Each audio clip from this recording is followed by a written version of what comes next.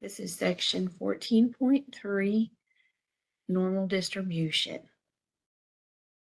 The first thing we're going to look at, this is called the normal curve.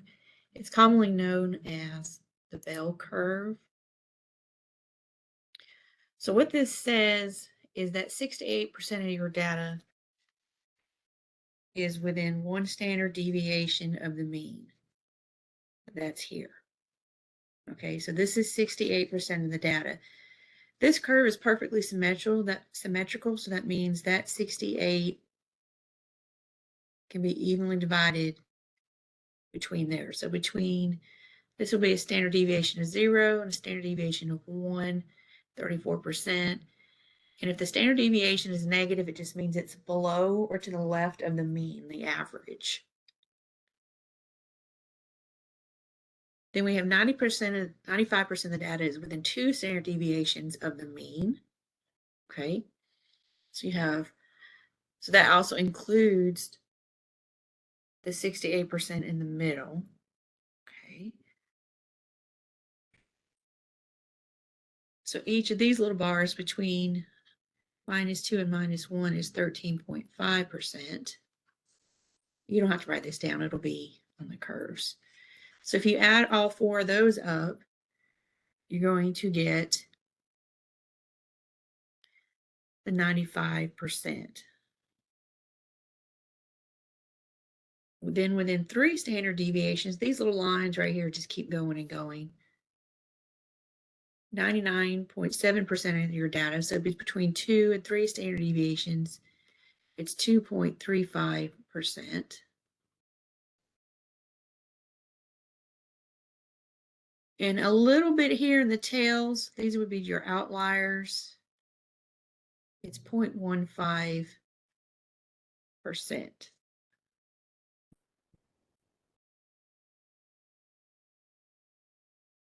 Sorry, 1.5%.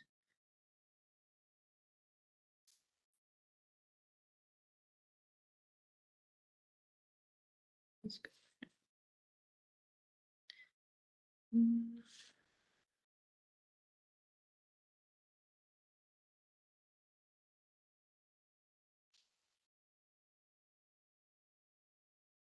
So if you add all of these up, that gives you 100% of the data.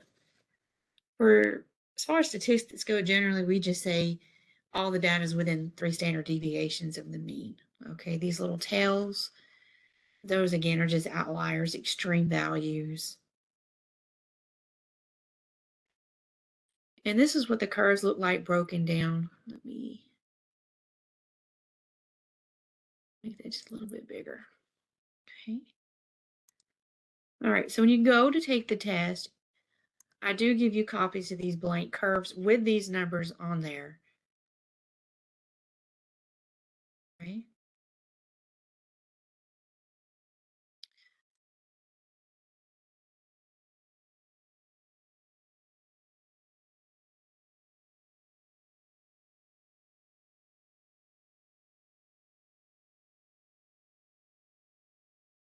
I don't know where I got 1 point.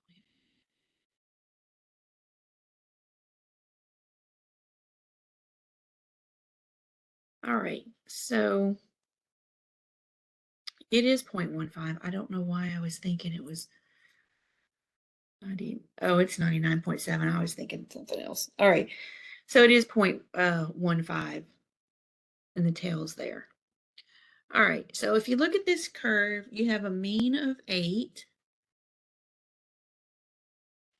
and a standard deviation of 2.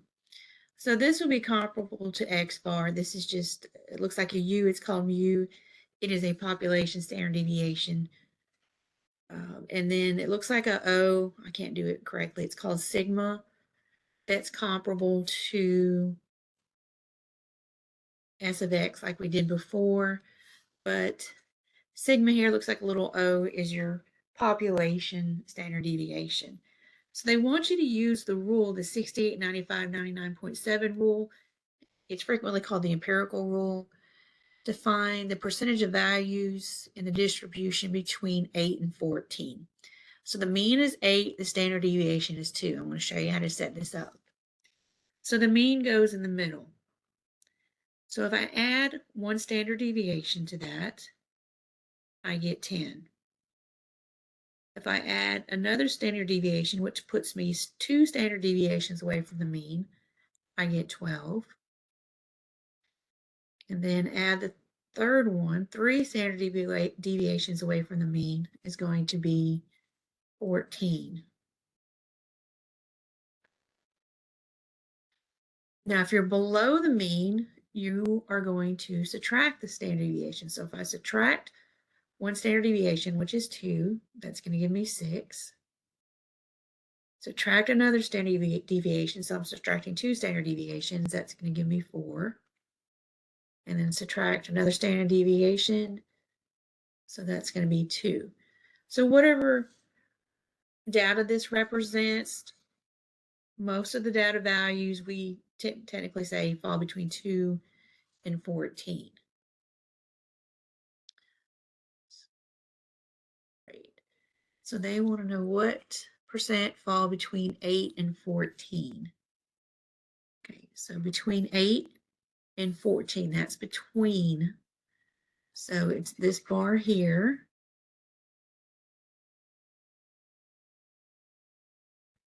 Let's make this highlighted good. Make this just a tad bit smaller. Get down here. No, it doesn't go past 14. It's between 8 and 14. So it does not include 14. My attempts to make that better have resulted in deleting that 4. So you see these columns are shaded. So you would just add those percentages together. And that's going to give me 49.85%.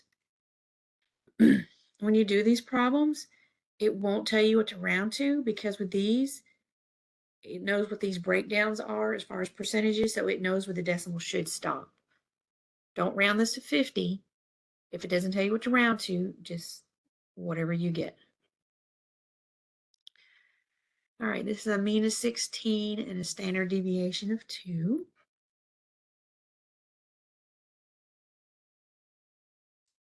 So 16 is in the middle. That's our mean. On the right-hand side, we're going to add a standard deviation. So 16 plus 2 is going to give me 18. Add 2 again, you get 20. Add 2 one more time, you get 22.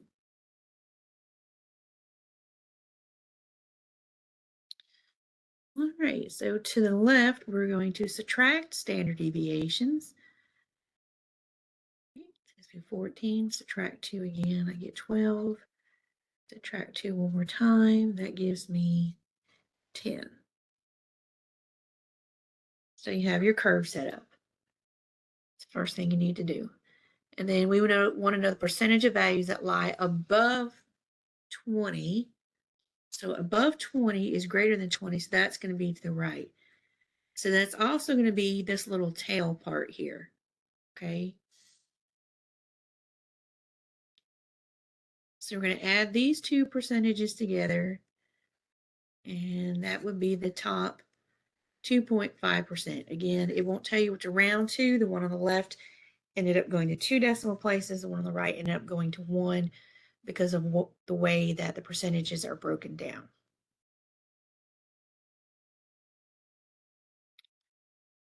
Look at this one. All right, so due to random variations in operation of an automatic coffee machine, not every cup is filled with the same amount of coffee. Assume the mean amount of coffee dispensed is 8 ounces, and the standard deviation is 0.5 ounces, so half of an ounce.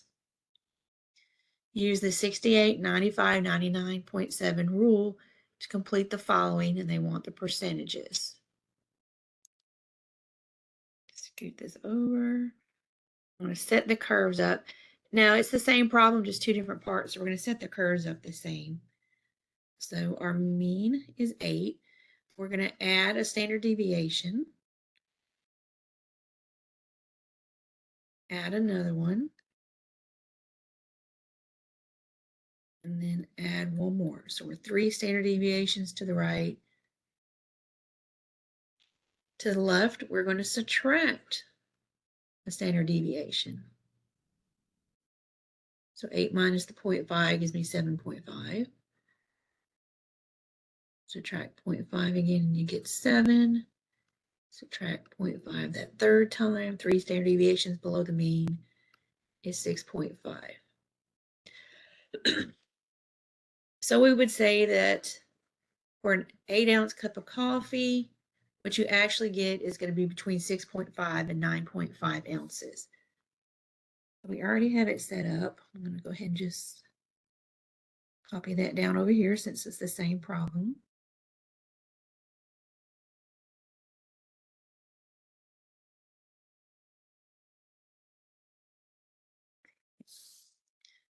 All right, so let's go over here. It's a little bit smaller. Okay. All right, what percent of the cups of coffee should have at least 8 ounces? So at least 8 ounces. Is that 8 ounces and below or 8 ounces and above?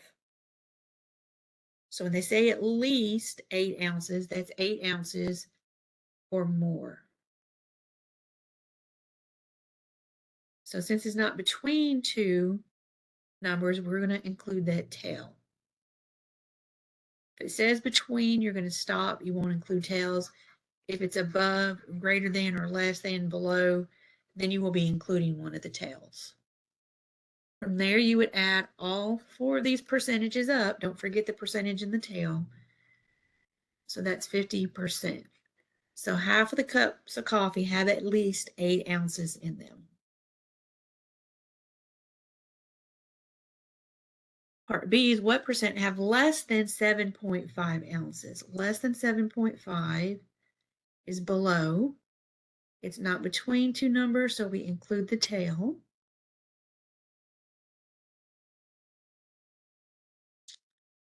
And then we're going to add, oops, sorry. I'll keep doing that.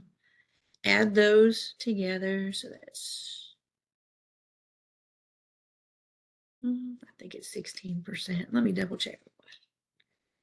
Calculator real quick. I'm not going to pull up the big calculator unless it's something special. I do like to double check sometimes.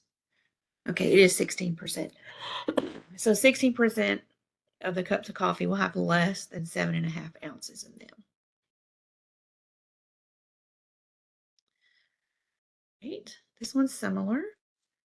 We have a machine that fills bags of candy.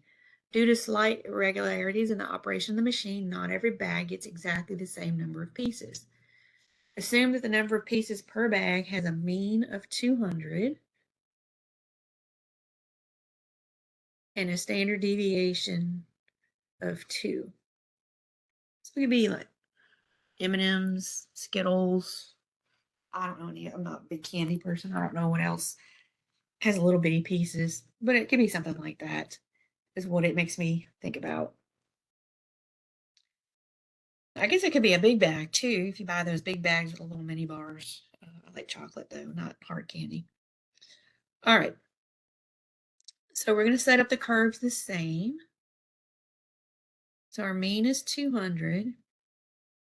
So to the right, I add a standard deviation, so I get 202. Add another standard deviation, 204. Add the third standard deviation, 206. All right, so we're going to go to the left, below the mean. Not 200. Let's pretend like I can subtract. So subtract 2 is 198, 196, and 194. Again, it's the same problem, just with parts A and B. So I'm going to go ahead and write these numbers in, since I'm going to use it again.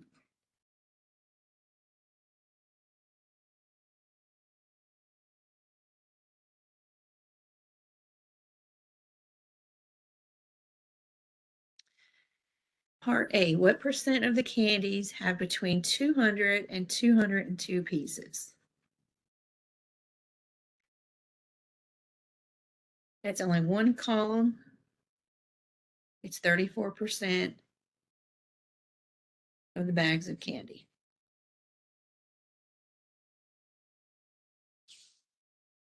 Part B wants to know what percent of the bags do we expect to have at least 202 pieces in them. So at least 202 means 202 pieces or more.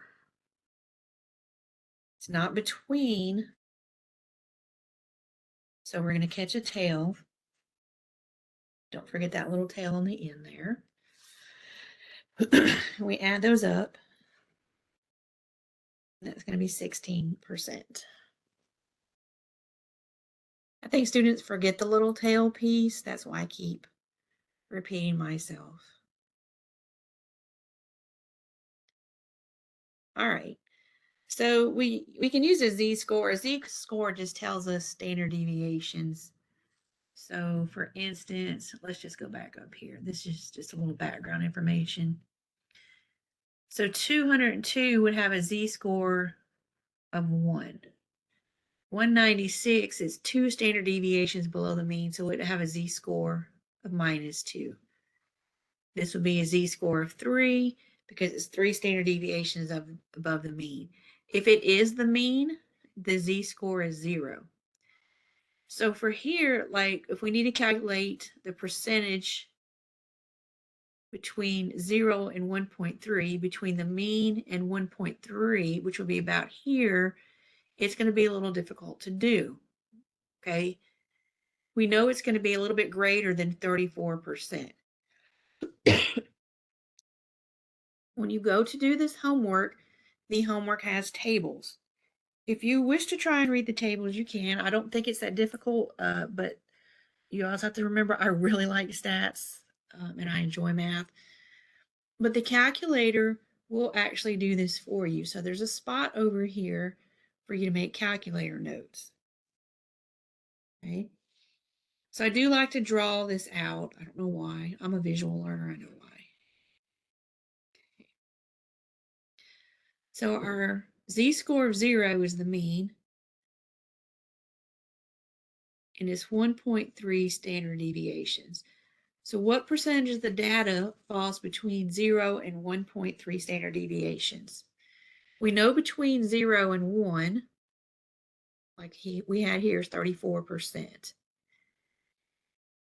So flip over to the calculator. All right.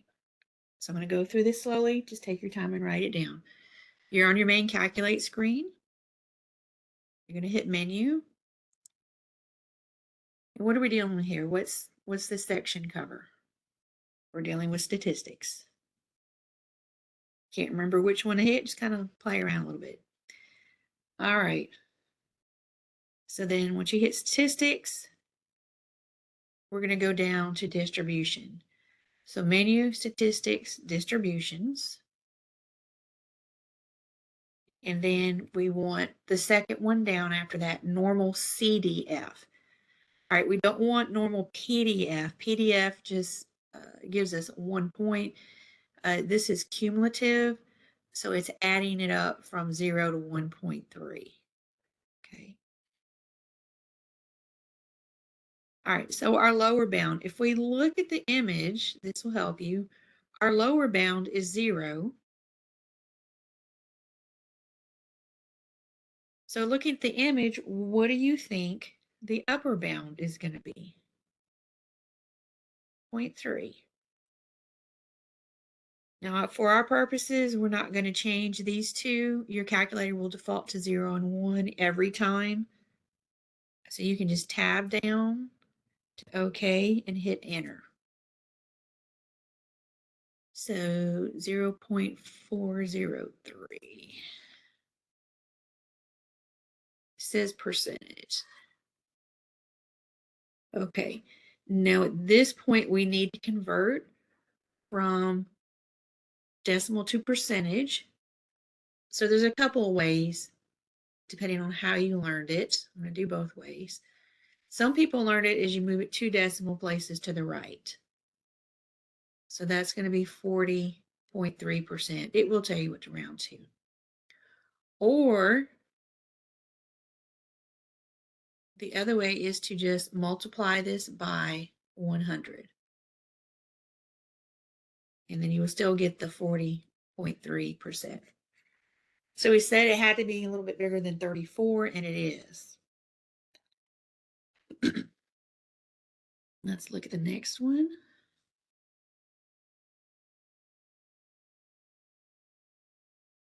All right. So your mean is right here in the middle. A z-score 1.5 is somewhere right here. And it wants the area below. So the area below, do you think we shade to the left or to the right? It's going to be to the left. It's not between again, so we're going all the way into that tail.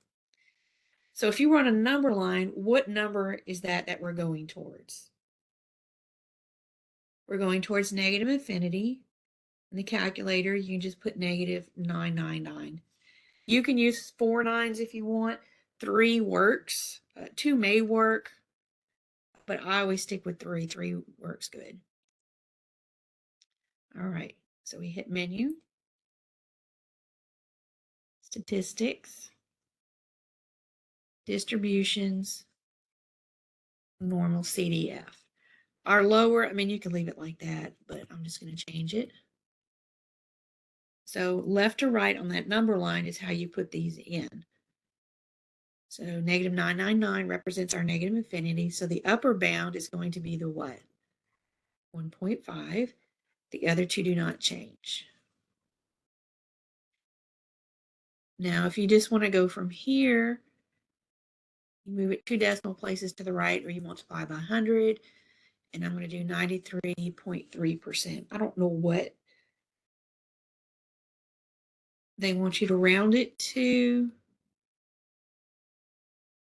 Just make sure you read the instructions under where you put the answer in. It'll be in blue as to where they want you to round it to.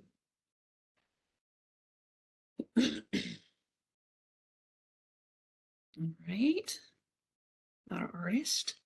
So this z-score is negative 1.83. If the z-scores are negative, they are to the left side, like your number line. They want you to find the percentage of data above negative 1.83. So if it's above, do we shade to the left or to the right?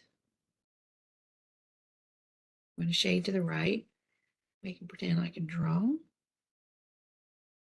So on the right side, we're going into the right tail. If that was on the number line, what number are we going towards? We're going towards positive infinity, and we can just use a positive 999.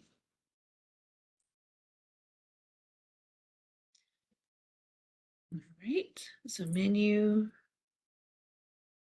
statistics, distributions, normal CDF. So the left side, we had negative 1.83. That, like you read a sentence left to right, lower bound than upper bound. Okay.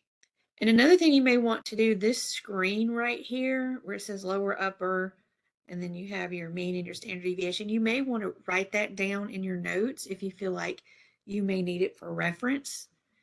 Or you can label lower bound, upper bound. You could put lower, upper, depending on how you need to use the notes. All right, click OK. And again, I'm just going to stay on this screen, multiply by 100. So it's 96.6%.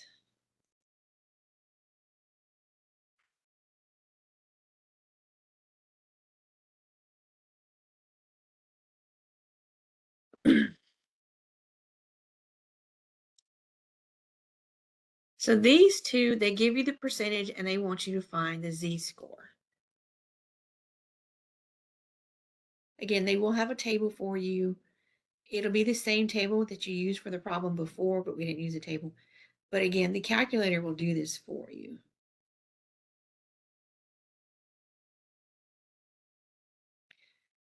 So to change the percent to a decimal, we're going to divide by 100 or move it 2 decimal places to the left. This is the area.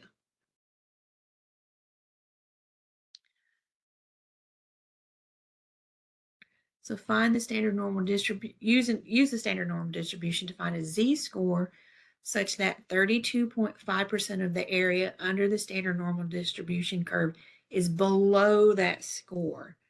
So whatever the z-score is that we're looking for, the area is below, so we're going to shade to the left. That area is 0.325.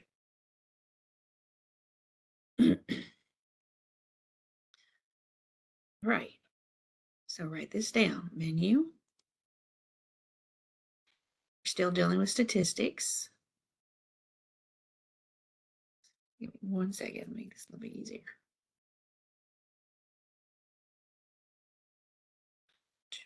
All right, statistics. We're still dealing with distributions. So menu, statistics, distributions. The last one we did, we used normal CDF. This is going to be used inverse normal. So we're doing the inverse of it. We're flipping it. We said the area is 0.325. And we leave the mean and standard deviation as 0 and 1. Your calculator will default back to that every time. I'm down to OK and hit enter. Generally with z-scores, they ask for 2 decimal places, so it's negative 0.45.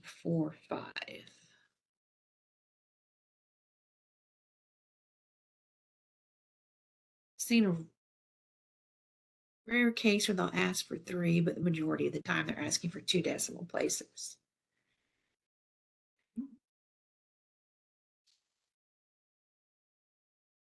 Use the standard normal distribution. Find a z-score such that 21.07% of the area is above that score. So above that score, above would be shaded to the right. We do need to convert this to a decimal, so you can divide it by 100 or move the decimal 2 places to the left. Do not leave that 7 off.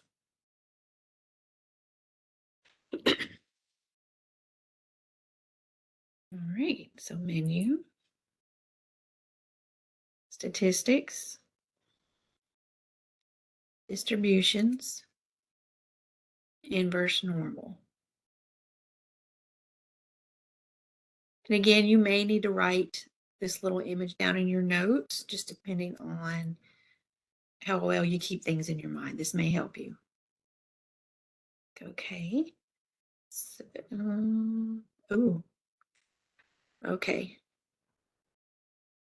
Oh, I forgot about that. Okay, so the calculator, when the calculator does the z-score, we know we're shading to the right. The calculator uses the area to the left. So there's a couple of things you can do here. You use the area to the left, you just do 1 minus 0.2107. I'm going to show you what that looks like. Okay. So menu.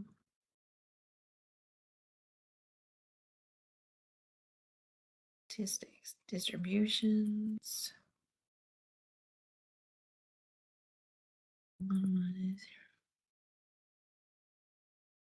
You'll see something here. So what you notice is it's the same number except one's positive and one's negative. It's because the curve is perfectly symmetrical.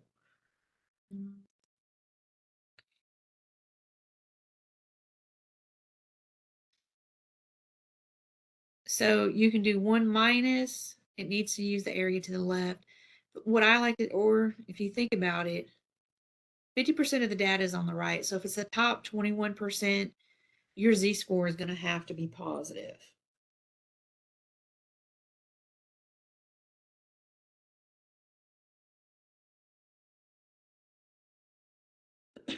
All right, these are pretty straightforward. This is the formula for a z-score. All right, so X is your raw data. Data is singular and plural, so this refers to one piece of data.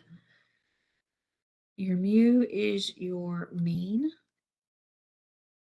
And sigma is your standard deviation. So when you go to take the test, you do get this little formula here. Not a big secret. All right, so given the mean, standard deviation, and a raw score, find the corresponding z-score.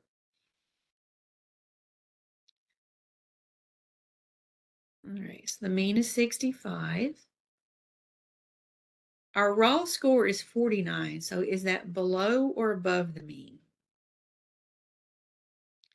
That's somewhere here to the left. It's below the mean, so that means our z-score is going to be negative. So our raw data piece minus the mean divided by standard deviations. So I'm going to put that over here.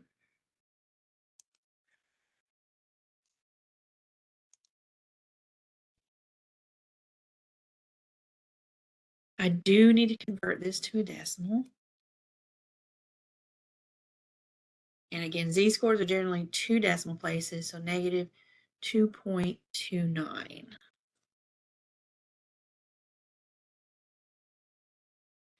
What that tells me is that the raw score 49 is 2.29 standard deviations below the mean. Okay. So it tells you how close it is to the mean. It's pretty far away. All right. So let's look at this one. You don't have to have the pictures. Again, I'm just visual. So our mean is 28. Standard deviation is 3. Our raw score is 32. So that's to the right. It's above the mean. That tells me my z-score should end up being positive. So our raw score minus our mean divided by the standard deviation.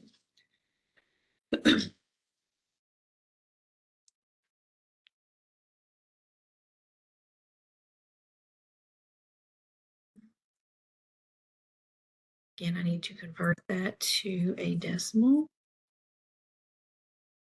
So 1.33.